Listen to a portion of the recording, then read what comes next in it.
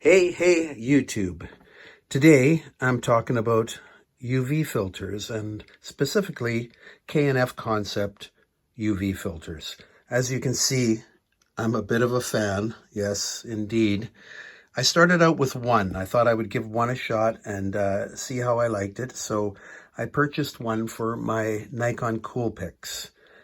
And I thought I'll try it on there, spend a week shooting with it, and see if I notice a difference, a drastic difference in image quality or anything like that. And I was very fair about it. I took the filter off and would shoot a bunch of photos, then put the filter back on and come back and look at them.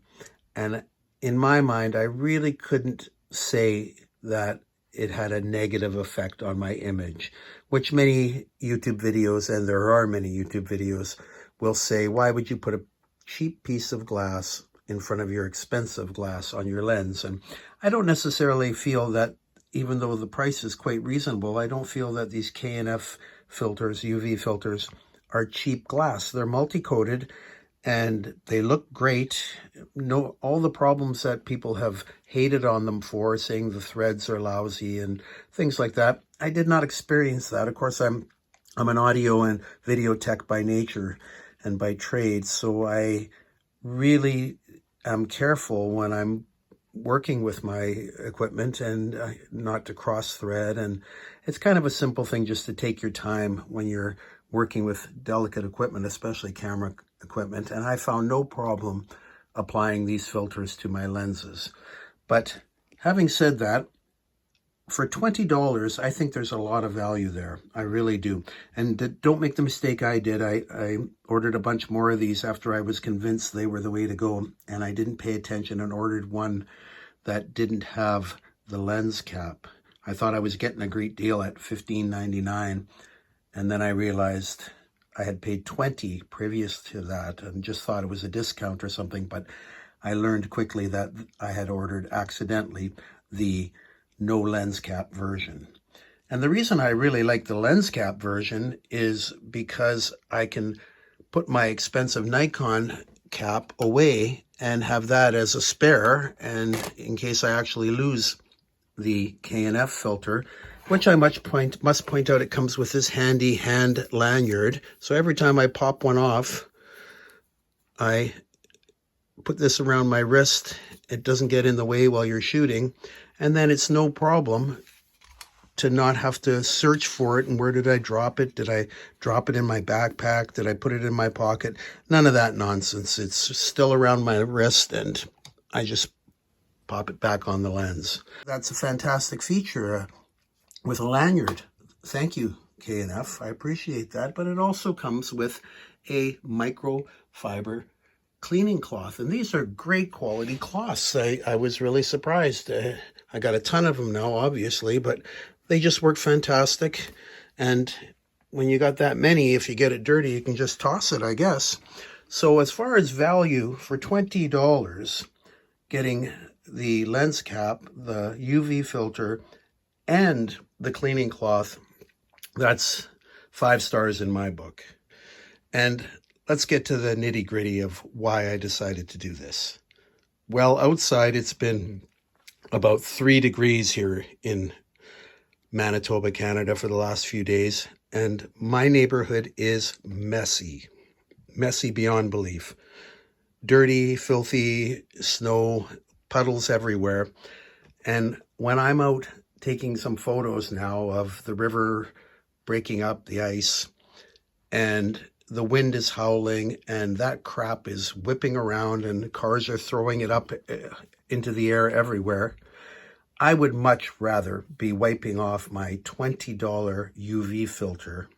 I guess it's a $15 UV filter because it's $5 extra with the lens cap.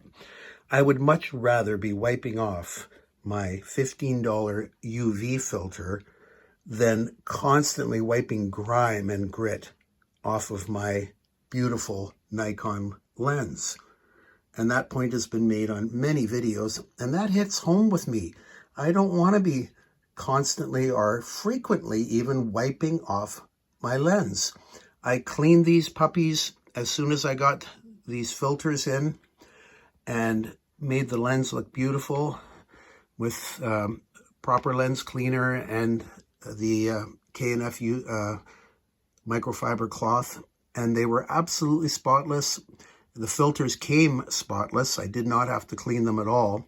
A word to the wise, the filter is attached to the lens cap when you open the package, and I reached in with my fingers and picked it up and thought, as I looked at it, oh, that's terrible. Somebody left a fingerprint at the factory, only to later realize that was me. So the next ones that I opened, of course, I grabbed by the rim, and that didn't happen again. My point is they come out of the package absolutely perfectly clean. So as soon as I spiffed up these lenses and threaded on the UV filter, boom, looking good. And to me, that's a major bonus, is that I never have to wipe that Nikon lens again. There's no dust getting in there. I'll just be cleaning the UV filter. And at $15, if one gets damaged from all the grime and grit and cleaning it off, I have no problem replacing it at all. So let's jump right to the next big point here, and that's the argument that image quality has been degraded. I'm going to pop up on the screen a couple of miniature photos that I took, some figurines supplied by my good friend Basil, who's heavily into the Dungeons and Dragons game and has a phenomenal collection of figurines, and I borrowed these off of him.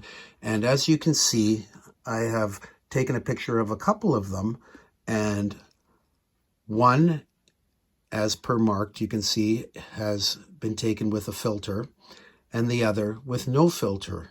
And even though they're different backgrounds, because I took them on different days and I wasn't really thinking about making this video, it's still the exact same camera, the exact same lens, the exact same figure, and the exact same lighting. It's just the background that is different. And I looked at these very carefully on my 27-inch iMac, and maybe there was a difference in image quality. I guess if you really zoomed in and picked it with a very picky attitude, you might point out something. But for all intents and purposes and the social media posts that I do, there was really no difference. And if there is, the trade-off for having that kind of grime and dust protection and even impact protection is absolutely worth it for me. And I know there's several videos that say, don't use a new UV filter, use a lens hood. Well, that's fine for impact and branches as you struggle through the bush to get that perfect landscape or whatever bird photo. But that doesn't help at all when cars are whipping by or the wind is throwing up dust and grime and you can feel it hitting your face and your sunglasses. So you know it's got to be hitting your gear. And if it hits the lens dead on, there's got to be some kind of microscopic damage. And if there isn't, you still need to clean it off. And we're right back to my whole point about not wanting to be cleaning my expensive lens. I would rather wipe off the UV filter. So in a nutshell, that's really all my major points about why I am recommending the less expensive version of the K&F Nano K UV filters.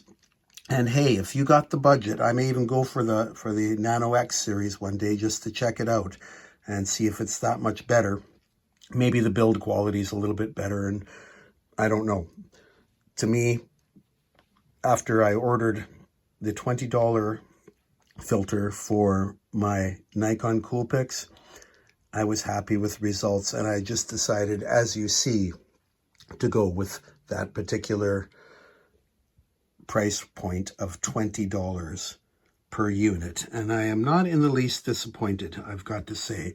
So that's about enough on this subject. You know all the reasons that I've chosen this, and I just thought that I would pass along my opinion. Not that it means that much, but there's got to be someone out there who's wondering if they should buy one of these and give it a shot. And I say, get one, $20, pop it on one of your lenses, go out, shoot a bunch of pictures, take it off, shoot the same general stuff, and then see for yourself if there's enough of a difference to make you be a non-lens UV filter person, or come over to the dark side and be a UV filter person. Anyway, I hope this has been helpful. And once again, as always, if you like this video, please like it and subscribe. Thanks for watching.